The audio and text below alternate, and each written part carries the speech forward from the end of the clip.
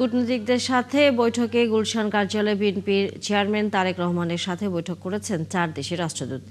অংশ নিতে সকালে গুলশান কার্যালয়ে গেছেন বাংলাদেশে নিযুক্ত রাশিয়ার রাষ্ট্রদূত আলেকজান্ডার খোজিন, ডেনমার্কের রাষ্ট্রদূত ক্রিস্টিয়ান ব্রিক্স মোলার, সুইডেনের রাষ্ট্রদূত নিকোলাস উইক্স এবং নরওয়ে রাষ্ট্রদূত হাকন আরালত।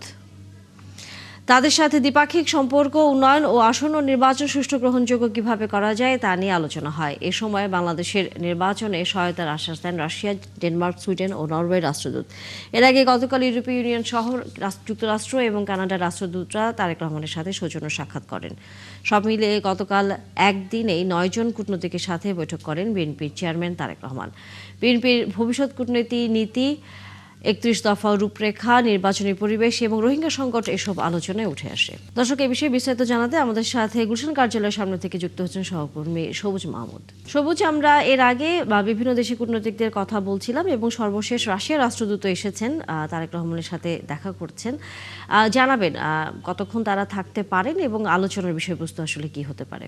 তানিয়া, বৈঠক কিন্তু ইতিমধ্যে শেষ হয়েছে। আপনি যেমনটা বলছিলেন যে নর্ডিক অঞ্চলের ডেনমার্ক, সুইডেন এবং নরওয়ে, এই 3টি দেশ এবং রাশিয়ার রাষ্ট্রদূত এই বিএনপির কার্যালয়ে এসে তারেক রহমানের সাথে বৈঠক করেছেন এবং বৈঠকে গতকালকে যে বিষয়গুলো নিয়ে কথা হয়েছে সেই একই ধরনের বিষয় গিয়ে বাংলাদেশের স্বার্থকে সামনে রেখে ভবিষ্যতে বিএনপির রাষ্ট্রচিন্তা এবং কূটনীতি কেমন হবে এবং ব্যবসা বাণিজ্য ইনভেস্টমেন্ট কি ধরনের হবে, এই বিষয়গুলো নিয়ে আলোচনা হয়েছে বলে বিএনপির যুগ্ম মহাসচিব হুমায়ুন কবির আমাদেরকে একটু আগে সংবাদ সম্মেলন করে আমাদেরকে জানিয়েছেন।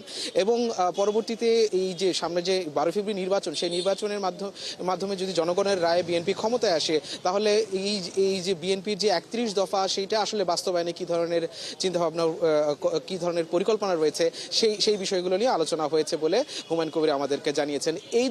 এই মোটামুটি আলোচনা হয়েছে। আজকে 4টি দেশের রাষ্ট্রদূতের সাথে আলোচনা হয়েছে।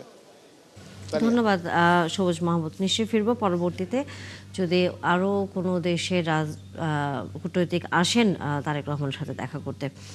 দর্শক, সহকর্মী সবুজ মাহমুদ ছিলেন আমাদের সাথে এতক্ষণ।